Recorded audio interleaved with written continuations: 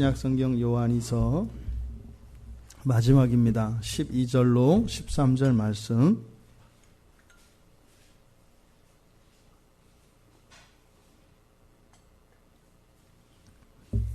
네, 우리 같이 요한 2서 1장 12절에서 13절 우리 같이 한 목소리로 함께 읽겠습니다. 내가 너희에게 쓸 것이 많으나 종이와 먹으로 쓰기를 원하지 아니하고 오히려 너희에게 가서 대면하여 말하려 하니 이는 너희 기쁨을 충만하게 하려 함이라. 택하심을 받은 네 자매의 자녀들이 내게 문안하느니라. 아멘. 예, 기쁨이 충만하리라 라는 제목으로 설교하려고 합니다. 이제 본문의 내용은 사도 요한이 두 번째 편지를 요한 공동체의 교인들에게 편지를 쓰며 이제 마지막 인사말로 끝맺음을 하고 있는 부분입니다. 내용인즉슨 그렇습니다. 지금 편지를 쓰고 이제 편지를 마감하는데 쓸 말이 너무 많다. 그래서 편지로 다 쓸 수가 없다. 직접 만나서 이야기를 해야 되겠다라는 내용입니다. 또 거기에다 덧붙여서 내가 너희들을 만나서 이야기를 하지 않고서는 충분하지 않다. 내가 견딜 수가 없다라는 말로 편지를 마감하고 그리스도 예수 안에서 우리가 한 가족이라는 것을 잊지 말자라는 말로 이 편지의 끝 인사를 하고 있습니다. 지금 12절에서 사도 요한이 쓸 것이 많다라고 한 것, 내가 너희에게 쓸 것이 많으나 뭐 그렇게 쓸 것이 많을까요? 아시는 바와 같이 이 편지는 요한 1서에 이어서 계속되어지는 두 번째 편지입니다. 그래서 먼저 편지를 보냈고 거기에 부족한 것을 느껴서 사도 요한이 다시 편지를 쓰고 있는 것입니다. 그런데 그 편지를 마감하면서 또 여전히 쓸 것이 많다라고 이야기를 하고 있는 것입니다. 지금 그리고 나서 이 사도 요한은 쓸 것이 많기 때문에 너희들한테 하고 싶은 이야기가 많기 때문에 결국은 내가 편지를 두 통을 쓰긴 썼지만 이렇게 글로 편지로 너희에게 내 뜻을 전하는데 이것은 적합하지 않다라는 결론을 내리고 있습니다. 편지로 자신의 마음을 전했지만 사도의 마음속에는 할 말이 자꾸 더 생겨나는 겁니다. 쓰면 쓸수록 할 말이 자꾸 생겨나는 것입니다. 그러니 이 편지를 써가지고서는 도저히 사도의 마음을, 사도가 지금 교인들에게 전하고자 하는 그 마음을 전할 수 없다는 것을 깨달은 겁니다. 편지가 굉장히 중요한 글입니다. 그래서 이 신약성경의 신약성경의 대부분은 편지로 되어 있다고 그랬죠. 그래서 이 편지글이라고 하는 것은 우리가 쓰는 글 가운데에서 가장 강력한 글입니다. 그래서 가끔 우리가 우리의 마음을 말로 전달하지 못할 때, 또 오해가 될 때 글을 써서 편지로 전달했을 때 그 오해들이 불식되어지고 나의 진심이 잘 전달되는 것을 보게 됩니다. 그래서 이 쪽지나 글을 이용하는 것은 아주 유용한 의사소통 수단이고 또 우리에게 큰 유익을 주는 것임에 틀림없습니다. 하지만 때로는 이 편지가 우리에게 한계를 느끼게 하는 그런 때가 있습니다. 그것은 지금 오늘 사도가 이야기한 것처럼 전할 내용의 분량이 너무 많은 겁니다. 너무 많아서 편지라기보다는 이 편지의 글이 너무 길어질 우려가 있기 때문에 전할 내용이 많을 때 그렇고, 또 하나는 글로 전달하기에 불충분할 때도 그렇습니다. 특별히 그럴 때는 우리의 감정을 표현하는 데 있어서는 이 글이 한계가 있습니다. 우리의 감정을 글로 그것을 정확하게 묘사하기라는 것은 정말 뛰어난 몇몇의 이 글쟁이들, 이 글 전문가들이 아니고서는 오히려 글로 묘사하면 묘사할수록 자기의 마음과 다르다는 것을 보게 되기 때문에 이 글이 충분치 않을 때가 있다 이 말입니다. 지금 사도가 분명하게 쓸 것이 많다고 말씀을 하셨습니다. 그러니까 말씀의 분량이 많은 것은 틀림없습니다. 그것은 지금 사도가 가르치고자 하는 것은 우리 기독교 신앙의 근본적인 것이고 또한 교리적인 가르침이기 때문에 대충 가르칠 수 없는 내용입니다. 오해가 없어야 합니다. 또한 그래서 이것을 아주 자세하고 그리고 분명하게 설명하기 위해서는 많은 말이 필요합니다. 지금 사도가 두 번에 걸쳐서 편지를 써서 지금 전하고자 하는 말씀을 하였음에도 불구하고 다시 만나서 말씀하시겠다 하신 이 의도는 분량이 많아서 도저히 분량이 많아서 편지로 감당할 수 없는 것이었다면 애시당초 편지를 쓰지 않았을 겁니다. 그러니까 사도가 생각하기에 편지를 사용해서 전할 만큼의 분량의 내용이었다라는 겁니다. 그런데 막상 그것을 편지로 써서 전하려고 하다 보니까 한 번 썼는데 부족한 겁니다. 다시 한 번 썼는데 또 부족한 겁니다. 그러니까 이 사도가 분량이 많다, 할 말이 많다, 쓸 것이 많다라고 하는 것은 단순한 그 내용의 분량만을 의미하는 것은 아닌 것 같습니다. 이것은 바로 사도의 마음, 바로 사도의 정서의 문제인 것 같습니다. 지금 이야기하고자 하는, 가르치고자 하는 바, 이것은 이성적으로, 논리적으로 설명을 해서 이해하고 깨달을 수 있는 것이 아닌 것이다 이 말입니다. 그러니 글로서 한계를 느꼈던 것, 그것을 쓸 것이 많다라고 말을 하고 있는 것 같습니다. 사도는 지금 편지를 2통을 쓰고 나서도 또 쓸 것이 많다라고 하는 이 말씀을 하신 이유, 이것은 우리의 경험 속에서도 이런 경험을 우리가 떠올릴 수 있는 것 같습니다. 이런 게 뭐냐면 사랑을 고백하는 겁니다. 내가 누군가를 사랑하게 됐어요. 그래서 그 대상에게 사랑을 고백합니다. 옛날에는 그 연애편지, 우리 집사님들 이렇게 옛날에는 그 연애편지하면 마음 떨릴 때가 있었잖아요. 그렇죠?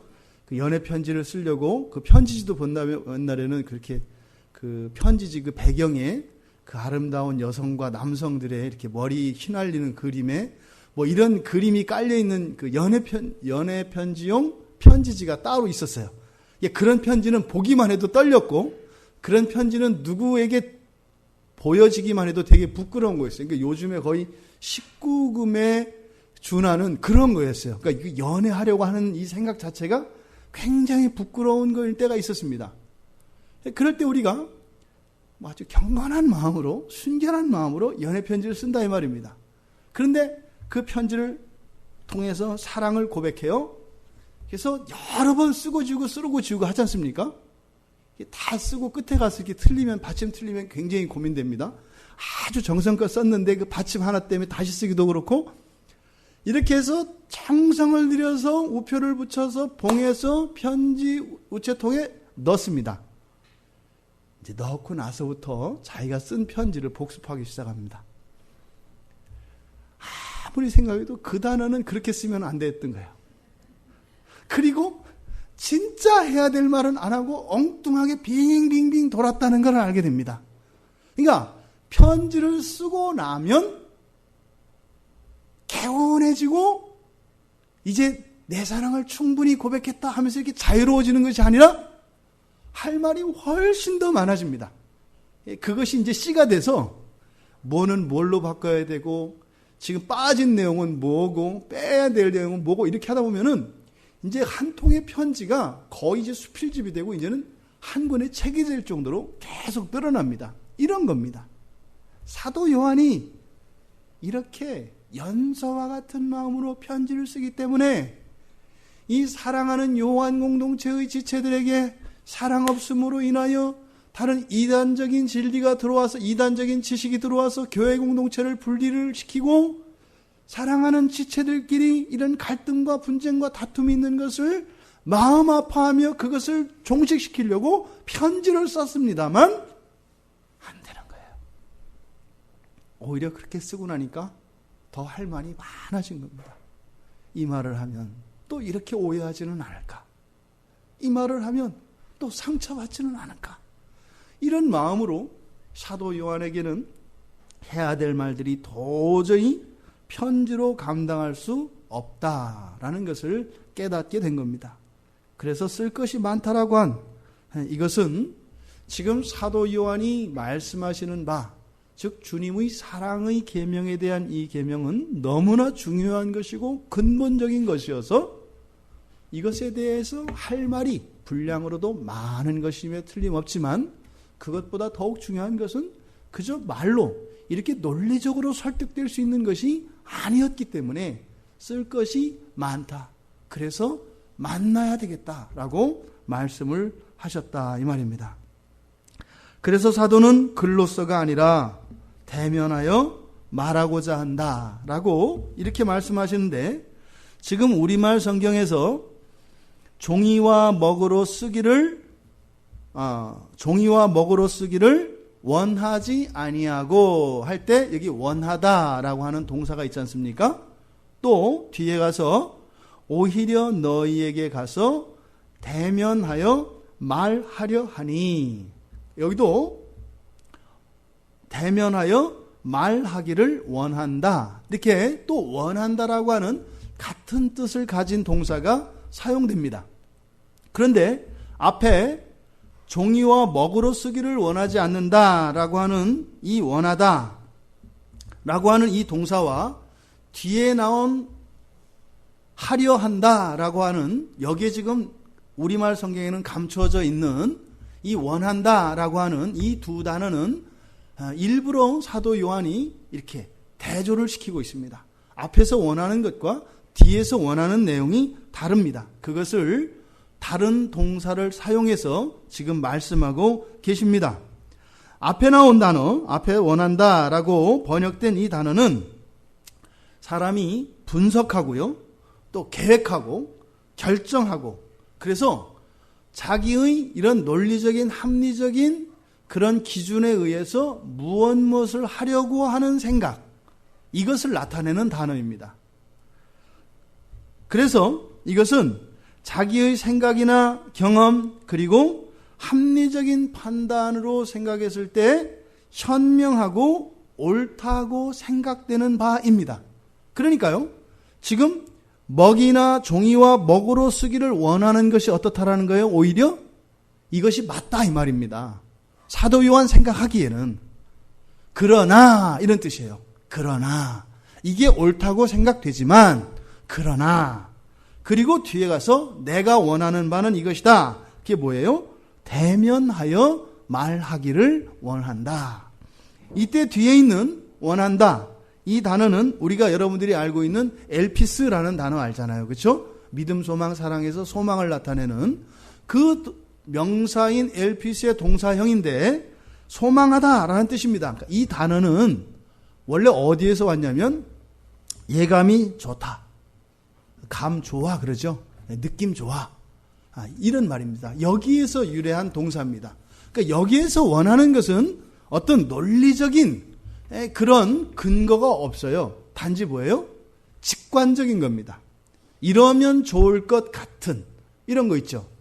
여러분들이 사람을 만나고 특히 우리 청년들 이제 이 다음에 여러분들이 이제 결혼하려면 결혼 상대자들을 만나게 되는데 결혼 상대자들 이렇게 감으로 만났다가는 아주 호된 인생을 치를 가능성이 매우 많습니다.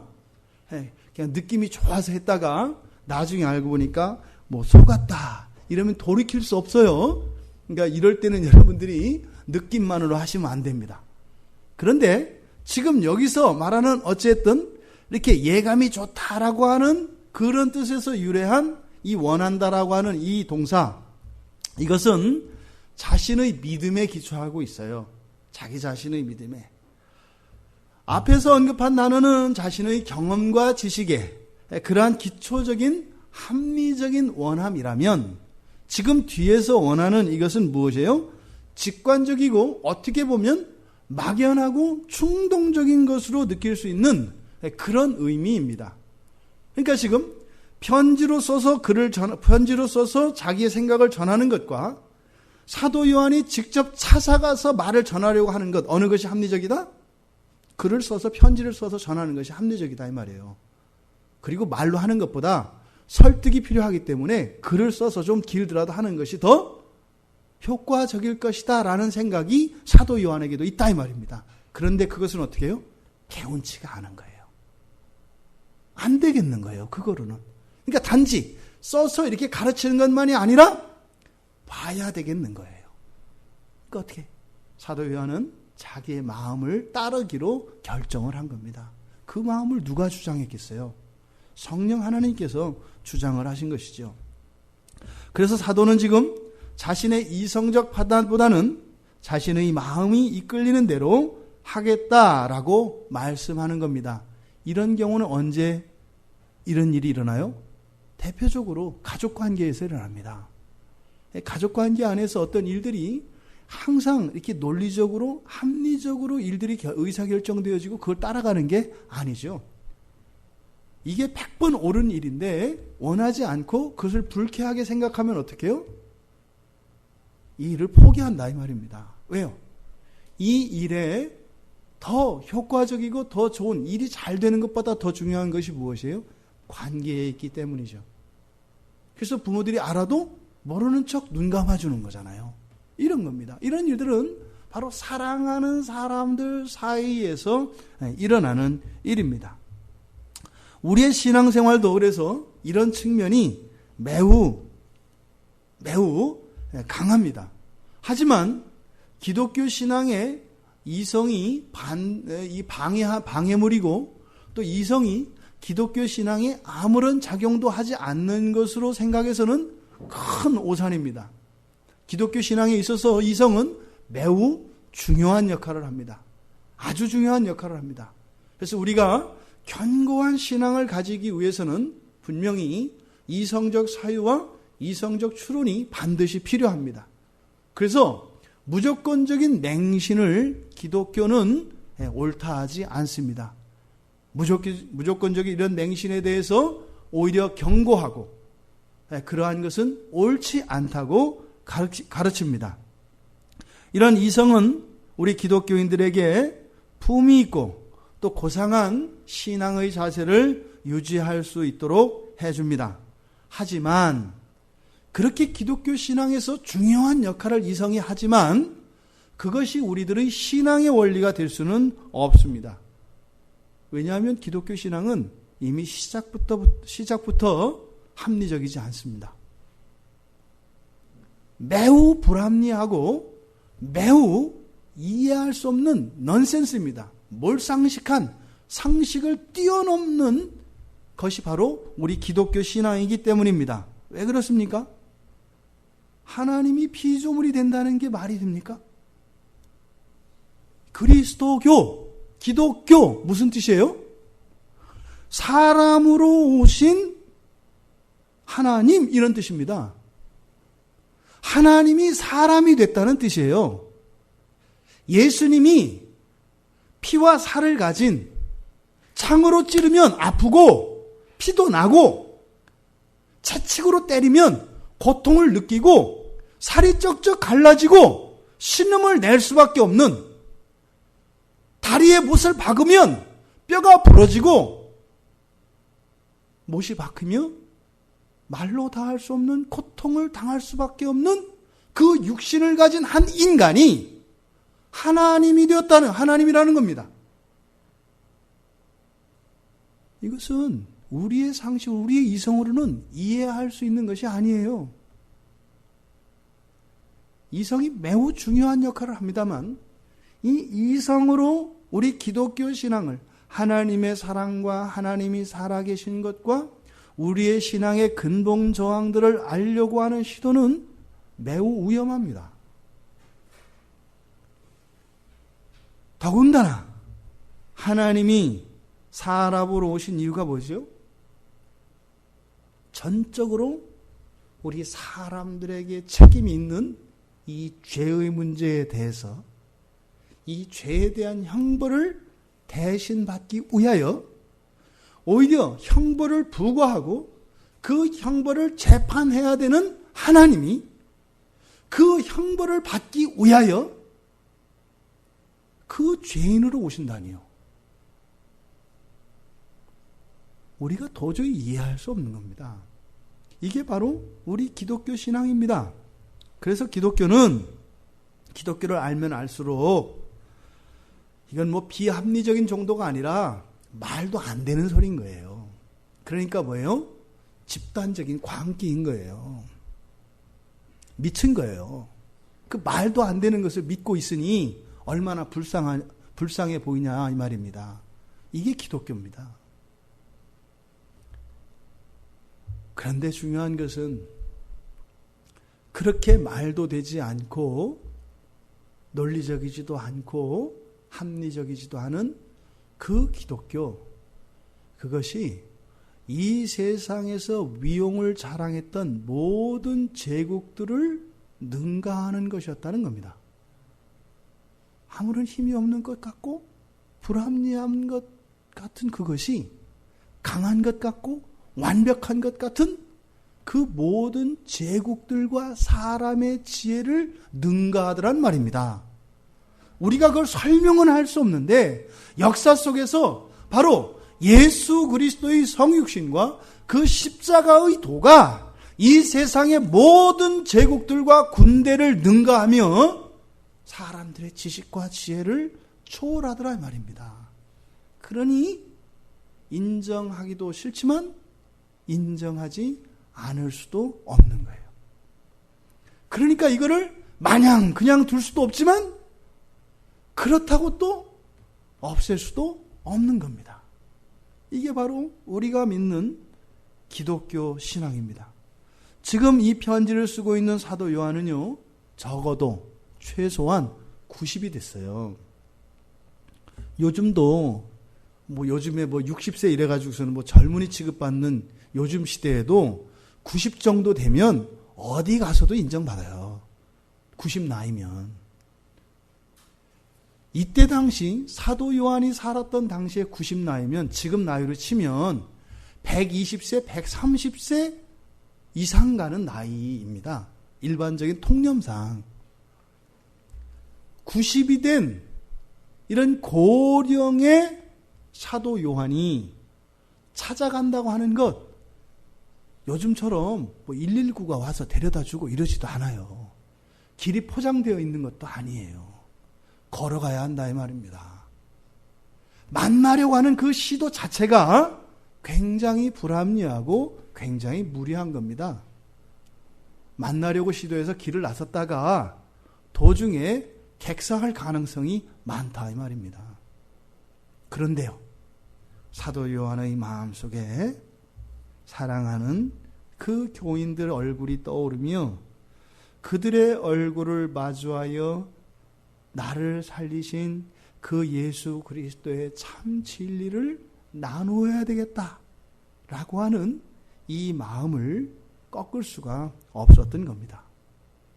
그러니 현실적으로는 도저히 불가능한, 아니 해서는 안 되는 금기와 같은 일을 지금 사도는 하겠다고 말씀을 하고 있는 겁니다. 이런 일들이 바로 전도와 선교 현장에서 나타납니다. 꼭 이번에 우리 평촌 광야교회가 스리랑카 선교 가는 게 그랬어요.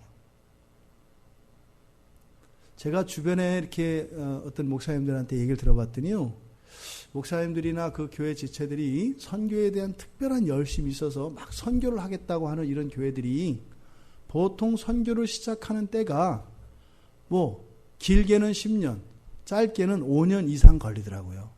왜냐하면 교회에 먼저 내실을 다져야 되기 때문에. 그러지 않은 상태에서는 오히려 이러한 일들이 버거워서 교회에 오히려 해를 끼칠 수 있기 때문입니다.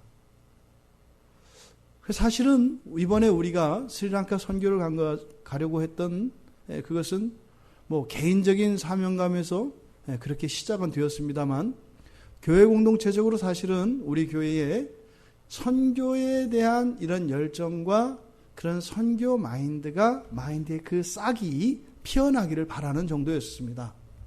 그래서 현지에 가서 한번 보고 정말 우리가 동일한 그리스도인으로서 지금 우리가 알지 못하는 곳에 있는 우리의 믿음의 형제 자매들의 삶이 어떠한지 객관적으로 알므로써 우리에게 주신 많은 것을 덜어 시간과 물질과 기도를 연약한 그 공동체를 위하여 흘려내려보내야 한다고 하는 이 마음을 함께 나누었으면 하는 바람이었습니다.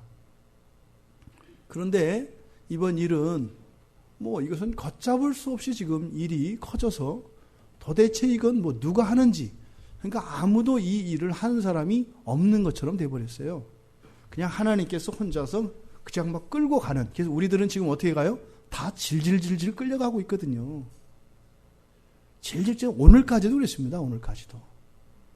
선교에 나가는데 원래 선교에 가면 되게 기쁨이 있거든요. 영광이 있고요. 왜요? 구원받은 은혜에 대하여 하나님께 조금이나마 갚을 수 있다는 생각이 있어요. 조금이라도. 이거는 의의가 아니라 옳지, 기회다라고 하는 이 마음이 있다 이 말이에요. 그래서 선교 준비 모임은 항상 뜨겁고요. 은혜가 넘쳐요. 그런데 오늘까지 너무나 보기 싫을 정도로 질질질질 끌려왔습니다. 마지막까지. 어쩌면 이렇게 철저하게 유린당했는지 사실은 이것이 뭐냐면 우리들의 현 주소죠. 하나님이 철저하게 보여주셨어요. 우리들이 어떤 신앙을 가지고 있으며 얼마나 이기적이고 얼마나 자기중심적인 신앙을 가지고 있는지를 보여주셨어요. 하나님은 우리를 구원하기 위해서 당신의 독생자 예수 그리스도를 이 땅에 보내셨거든요. 우리는요. 눈꼽만큼도 다른 사람을 위해서 쓰기 원하지 않습니다. 눈꼽만큼도요. 인생의 긴 시간, 우리가 오락으로 보내는 많은 시간들 가운데에서도 오히려 죄를 지으면 지을 망정 내 시간을 양보할 수 없다는 거예요. 정욕과 탐욕을 위하여 정말 찌꺼기와 같은 것을 위하여 내 물질을 허비할지는 몰라도 거기에는 쓸 수 없다는 거예요. 하지만 이것은 우리들을 비난하시고자 하는 하나님의 그런 의도는 아니라고 생각을 합니다. 오히려 우리들을 더 아름답고 더욱 순전하며 정말 하나님 보시기에 원하는 그러한 올곧은 신자로 만들으셨을 때 그 일들을 이루신 하나님의 영광을 더 밝고 빛나게 하시기 위한 하나님의 사전 포석이라고 저는 믿습니다. 지금 5개의 교회가 같이 갑니다. 전 듣도 보도 못했습니다. 우리나라라고 하는 이 한국 정황에서 5개의 교회, 그것도 같은 교단도 아니고 다 다른 교단입니다. 그런 교회의 지체들이 모여서 가요. 그리고 어느 누구도 불평하지 않는 사람이 없어요. 다 투덜대요. 이분 심리만큼 다 나와가지고 투덜 엄청나게 십자군 전쟁이라도 나가는 것처럼 가요. 그런데 묘한 것은 가고 있다는 겁니다. 원래 가지 말아야 되는데 가고 있다는 거예요. 한 걸음 한 걸음 나아가고 있다는 겁니다.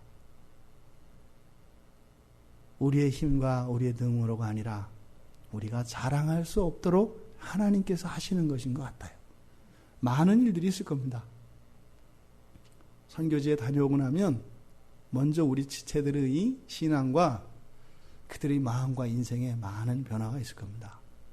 그런데 아무도 그것에 대하여 자랑할 수 없을 겁니다. 그래서 하나님은 철저히 우리를 비우게 하시기 위하여 이렇게 이끌어 가시는 것 같습니다. 전도와 선교, 복음을 전하는 이런 일들은 늘 그런 겁니다. 합리적이지 않습니다. 합리적으로 하면 그렇게 안 하고도 얼마든지 더 잘하고 더 좋은 일들이 훨씬 더 많습니다. 5년 전에 제가 마얀청 갔는데 어떤 선교사님이 저한테 그 얘기를 해요. 1년에 한 번씩 이렇게 와서 일주일 동안 요란 떨고 사진 찍고 워십하고 설교하고 간다 그래서 무슨 일이 일어나는 줄 아냐? 안 일어난다는 거예요. 그러면 당신들이 여기 이렇게 오고 하려면 비행기 값만 해도 이게 얼만데, 그 뭐 1인당 뭐 한 150만 원씩 따졌을 때 10명이면 1,500만 원 아니에요. 근데 그 외에 여러 가지 사역하는 이런 비용들을 합치면 2천만 원이 훌쩍 넘거든요. 그럼 선교사님이 그러시는 거예요. 고생하지 말고 2천만 원 보내라. 그리고 일주일 동안 가서 한국에서 어디 편안한 데 가서 쉬고 성경 읽고 놀아라. 우리가 선교할게. 뭘 있는데 그러냐. 2천만 원이면 여기서 신학교 세워가지고 학생들 좋은 목사 키울 수 있다. 이렇게 이야기해요. 그게 뭐예요?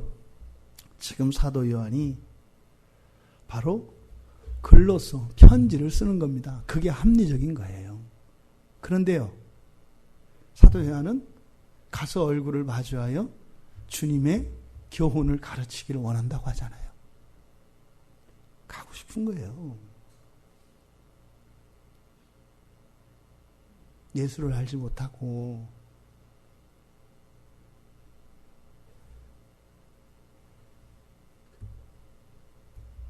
그들이 살아야 할 그 영원한 어둠이 무엇인지 모르고 그냥 행복지수가 높은 나라라고 그냥 살면 되는 것처럼 사는, 그게 아니라는 것을 글을 써서 가르쳐서 될 것 같은데 그렇게 마음에 안 놓이는 겁니다. 가서 얼굴을 마주하여서 그들 손을 잡고 이야기하고 싶은 거예요. 오히려 말로 하기보다 글을 써서 설명을 하면 더 잘할 수 있을 것 같은 거예요. 알아요. 근데 안 되겠는 거예요. 가야 되겠는 거예요. 왜요? 성령께서 우리를 보내시기 때문입니다. 이게 전도와 선교의 자리에서 일어나는 일이에요. 사도 요한이 지금 이야기하는 이것과 지금 우리들의 정황이 너무나 같습니다. 이미 이런 일은 우리나라에 먼저 있었습니다. 외국의 많은 선교사님들이 바로 내가 너희들을 얼굴을 마주하여서 이 주의 복음을 전하지 않고서는 견딜 수가 없다. 옛날에 태평양은 사람이 건널 수 없는 바다입니다. 한 달 내지 2달을 건너야 되고요. 배가 뒤집어지는 이것은 손바닥 뒤집기처럼 쉽습니다. 바다가 변덕이 심해서 언제 태풍이 일지 몰라요. 호주에서, 아메리카에서, 유럽에서 이 조그만 이 코레아라고 하는 이 땅을 향해서 그들이 왜 와요? 그들이 왜 와요? 바로 이 90이 넘은 노령의 미국의 이 사도의 마음속에 출렁거렸던 그 그리움과 그 진리를 직접 전하지 않고서는 견딜 수 없다고 했던 그 마음이 교회의 역사 속에 면면하게 우리 피를 흐르는 혈관처럼 타고 오는 겁니다. 여기에서 역사가 일어나요. 박사들이 번듯하게 책을 써서 책을 전해줘서 이렇게 되는 게 아니에요. 말도 어눌하고 언어도 통하지 않지만 그리스도의 사랑으로 그들을 붙잡고 기도해 주는데 그때 성령께서 그들의 마음에 나에게 있는 예수 그리스도의 생명의 복음이 그냥 쑥 들어가는 거예요. 설명할 수 없어요. 그런데 그렇게 되는 거예요. 신학교 1000개, 10,000개 세워서 되는 게 아니라 그들의 삶의 자리로 들어가서 그들과 함께 손으로 밥풀을 퍼먹고 입에 맞지 않는 음식을 억지로 참으면서 웃으면서 먹을 때 저 사람들 입맛에 맞지 않을 것 아는데 저들은 기뻐하면서 먹고 있는구나라는 것을 알아요. 숟가락으로 먹으면 더 좋은 거 모를까요? 입맛이 안 맞을 거라는 거 모를까요? 그 사람들도 외국 음식 먹어봐서 알아요. 그런데 그거를 하리라싸이 맛있다고 하면서 먹어요. 진짜 맛있어서 맛있다고 할까요? 저 사람들이 왜 저럴까? 거기서 그리스도의 사랑을 보는 거예요. 자기 자신의 안위는 없습니다. 자기 자신의 목적도 없습니다. 그냥 예수의 마음을 전하고자 하는 것입니다. 지금 사도는 우리말 성경에서 이게 지금 번역이 잘못되어 있는데요. 이렇게 대면하여 말하고자 하는 바, 이것이 너희 기쁨을 충만하게 하려 함이라 라고 합니다.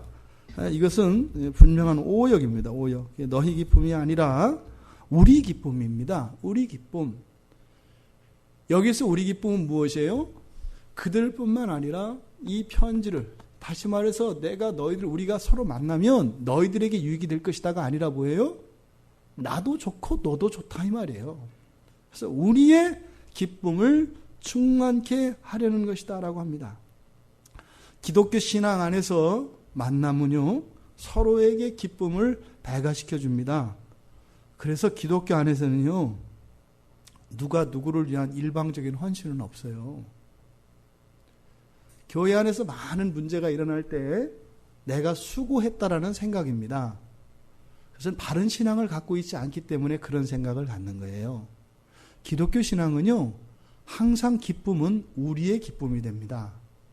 누가 먼저 시작을 하였을지라도 누군가가 헌신을 먼저 했겠지요. 하지만 그 결과는 같이 일어나요. 그래서 우리의 기쁨이 돼요. 그러니까 이 기독교에서는 말입니다. 누가 누구를 위해서 희생했다, 누가 누구를 위해서 헌신했다, 이런 거는 불가능해요. 기독교는 이런 겁니다. 그래서 기독교인이 배신당했다, 억울하다, 이런 건 없는 거예요. 왜요? 하나님으로부터 주시는 위로와 그런 기쁨과 분명한 약속이 있기 때문입니다. 그게 주어져요. 기독교 신앙 안에서 이루어지는 모든 헌신과 섬김은 다 이렇다 이 말입니다. 지금 사도 요한의 방문은 교인들을 가르치기 위한 겁니다. 지금 사도 요한에게 이 방문이 어떤 유익이 없어요. 어떻게 해요? 오히려 위험만 있고요. 오히려 수고만 있다 이 말이에요. 겉으로 보아서는 이것은 일방적인 헌신이고 너무나 이거는 큰 희생을 치르는 것이다 이 말입니다. 그런데 지금 사도 요한의 필요를 위해서 하는 일이 아닌데, 그런데 사도는 뭐라고 해요? 우리의 기쁨이 충만하도록 하기 위한 것이라고 말씀하는 거예요. 그냥 가르치는 것만으로는 안 되겠다는 거예요. 보지 않고서는 나에게 기쁨이 없다라는 거예요. 너희들을 봐야 되겠다라는 거예요. 죽더라도 가서 너희들을 보고 죽어야 되겠다라는 거예요. 언제 죽을지 모르는 상황입니다.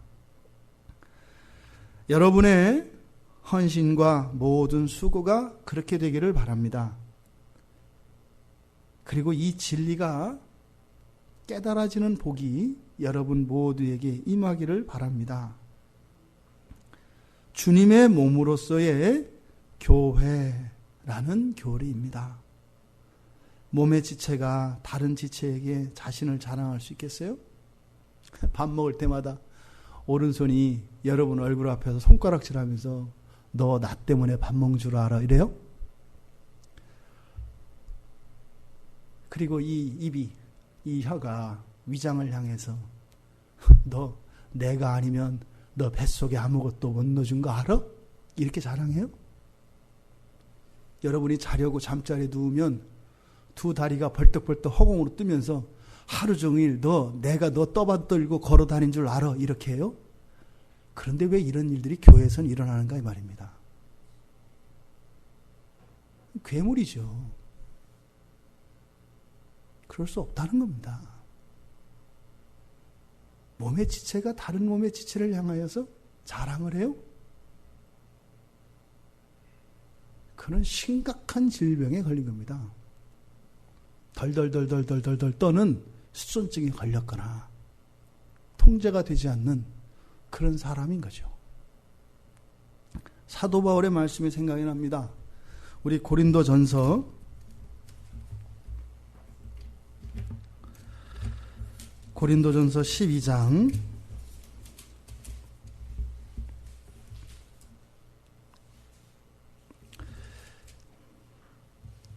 24절부터 우리 27절까지 우리 같이 한번 고린도전서 12장 14절부터 읽을까요? 14절부터 우리 27절까지 한 절씩 교독하겠습니다. 제가 먼저 읽겠습니다. 몸은 한 지체뿐만 아니요 여럿이니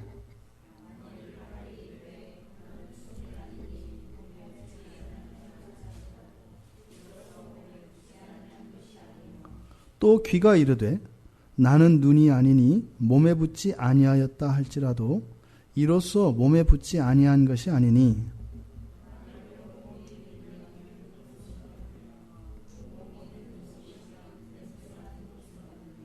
그러나 이제 하나님이 그 원하시는 대로 지체를 각각 몸에 두셨으니 이제 지체는 많으나 몸은 하나라.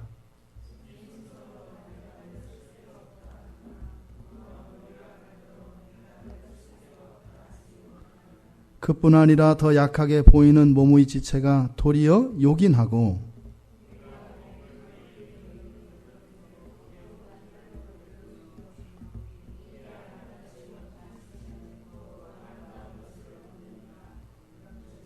우리의 아름다운 지체는 그럴 필요가 없느니라. 오직 하나님이 몸을 고르게 하여 부족한 지체에게 귀중함을 더하사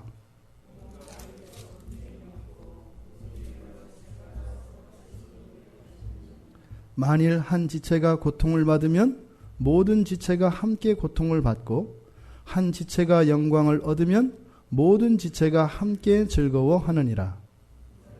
그리스도의 몸이요 지체의 각 부분이라. 아멘. 여러분들이 그리스도의 몸이신 것을 믿고 인정하십니까? 여러분들이 그리스도의 몸이신 것을 인정하시냐 이 말입니다. 우리 몸에 어떠한 부분이 심각한 질병에 걸려 있다면 그리고 그것을 우리가 돌보지 않는다면 그 지체에 있는 그 병이 온 몸으로 퍼지게 될 것이고 온 몸은 망가지게 될 것입니다. 우리 기독교에서 그리스도의 몸됨, 이 지체됨의 교리는 너무나 중요합니다. 이것을 잊어서는 교회의 안전은 보장되지 않습니다. 그래서 끊임없이 이단들과 이런 사단의 세력들은 교회를 계속 분리시키는 겁니다. 지체들을 돌보지 못하도록 하는 것입니다. 거기에 그럴듯한 명분을 붙여서 말입니다. 보편교회보다는 지역교회를, 지역교회보다는 개교회를, 개교회보다는 한 사람 성도를 우선시하고 그것을 기준으로 하여 살아가도록 우리에게 강요한다 이 말입니다. 그리스도의 몸이 먼저인 것을 기억하시기 바랍니다.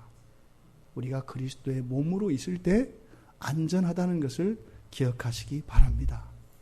그리스도의 몸이 건강하고 힘이 있어야 내가 건강하고 힘이 있을 수 있다는 것을 기억하시기 바랍니다.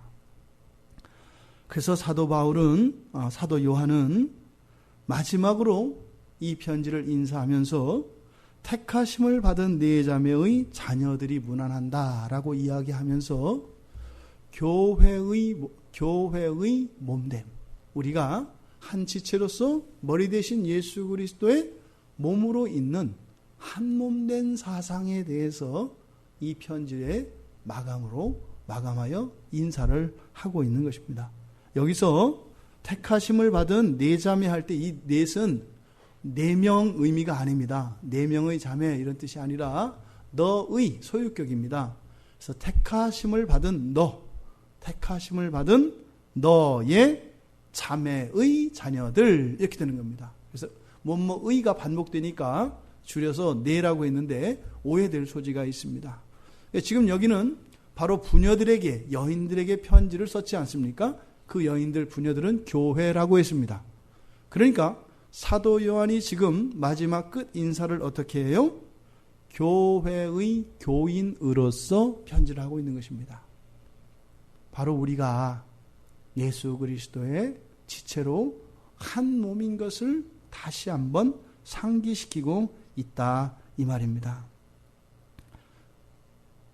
지금 사도 요한이 섬기던 교회의 교인들이 지금 여러분들에게, 요한 공동체 말고 지금 여러분들에게 문안을 하고 있습니다.